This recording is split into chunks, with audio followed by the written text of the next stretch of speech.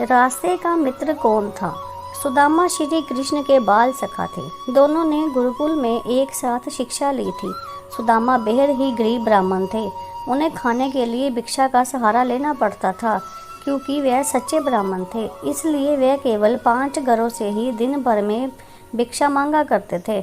जितना मिलता उसी में अपना और परिवार का भरण पोषण किया करते थे। ये भिक्षा उनके लिए पर्याप्त नहीं था, अर्थात उनका और परिवार का पेट ठीक प्रकार से नहीं भर पाता था। इसी भिक्षा से अतिथि सत्कार भी हुआ करता था।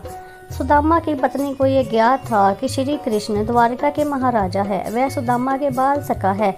उनके ऐश्वर्य और वैभव की ख्याति दूर दूर तक फैली हुई थी। अगर सुदामा अपने सखा से सहायता मांगेंगे तो वह ना नहीं कहेंगे। ऐसा विचार करते हुए उन्होंने काफ़ी प्रयत्न के बाद सुदामा को द्वारिका जाने के लिए मना लिया। रास्ता बहुत लंबा था और जाने का एकमात्र साधन स्वयं अपने 2 पैर थे। सुदामा अपने मित्र से मिलने संकोच और लज्जा के साथ द्वारिका की ओर निकल गए। काफ़ी दूर चलने के बाद उन्हें रास्ते में मुरारी से भेंट हुई। उसके पास एक बैलगाड़ी थी जिस पर व्यापार के लिए खूब सारा माल लगा हुआ था।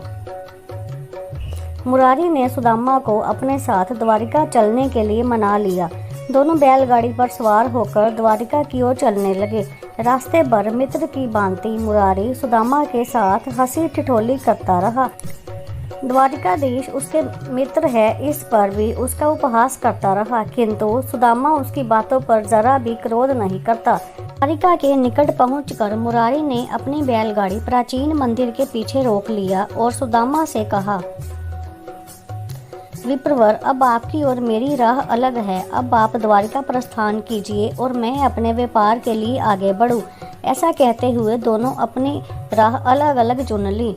सुदामा कुछ दूर गया ही होगा कि वह धन्यवाद और उससे कहा रहता है जाने के लिए मंदिर के पीछे आया, किंतु वहाँ कोई नहीं था और ना ही कोई बैलगाड़ी या उसका कोई नामो निशान।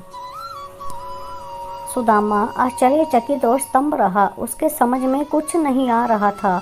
अभी वह एक क्षण पहले मुरारी के साथ बातचीत कर रहा था, दूसरे क्षण वहाँ कोई नहीं है। वह समझ गया कि यह अवश्य ही उसके मित्र छलिया श्री कृष्ण की कोई लीला होगी।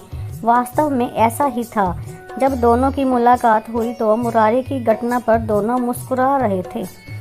अगर ये कहानी आपको अच्छी लगी तो प्लीज़ इस वीडियो को लाइक, शेयर एंड सब्सक्राइब कीजिए। जय श्री कृष्ण।